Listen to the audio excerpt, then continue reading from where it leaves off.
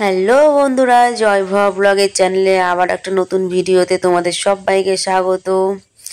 যাই হোক, কোনো কিছু বলার নেই, আজকে একটা বিশেষ একটা ইম্পর্টেন্ট কথা বলবো, তো চ্যানেলটিকে সাবস্ক্রাইব করে রাখো। তো বিশেষ কথা, কারণ এই মঙ্গলা মায়ের মন্দির বন্ধ হয়ে যাবে চিরতরে। কেন, কিসের জন্য, তো সেটাই বলবো তোমাদের। মন্দিরের কি অবস্থা, এই মা কি কোনোদিনই, মঙ্গলা মা কি কোনোদিনই কি মন্দির মানে করতে পারবে না? যেখানেই মন্দির করুক না কেন, গড়ে তুলুক না কেন, সেখান থেকে ওনাকে এটা ওটা করা হয়।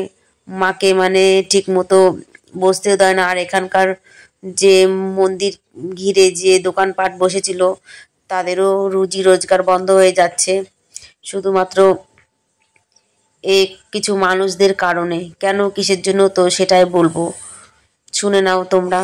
তো চ্যানেলটিকে সাবস্ক্রাইব করে রাখো। নতুন ভিডিও আপডেট পেতে গেলে আমার চ্যানেলটিকে অবশ্যই সাবস্ক্রাইব করতে হবে। মঙ্গলা মায়ের প্রত্যেকটা ভিডিও আপডেট তোমরা পেয়ে যাবে।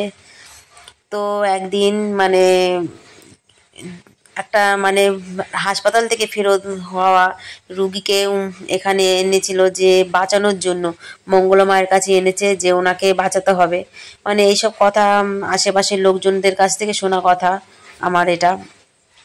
তো মৃত মানুষকে মানে মরার অবস্থায় প্রায় হাসপাতাল থেকে ডাক্তাররা ফেরত দিয়েছে। তো সেখানে মঙ্গলা মা কী করবেন, এই নিয়ে ঝগড়াঝাটি ঝামেলা হয়েছে, অশান্তি হয়েছে। জানি না কেন। মঙ্গলা মার কাছে আমি যতদিন দেখছি, ভিডিও দেখছি বা যতদিন দেখছি ওনাকে, কোনো টুকটাক বা কবিরাজি মোবিরাজি কিচ্ছু করে না, শুধুমাত্র একটা নাম জপ করতে বলেন, জয় মা।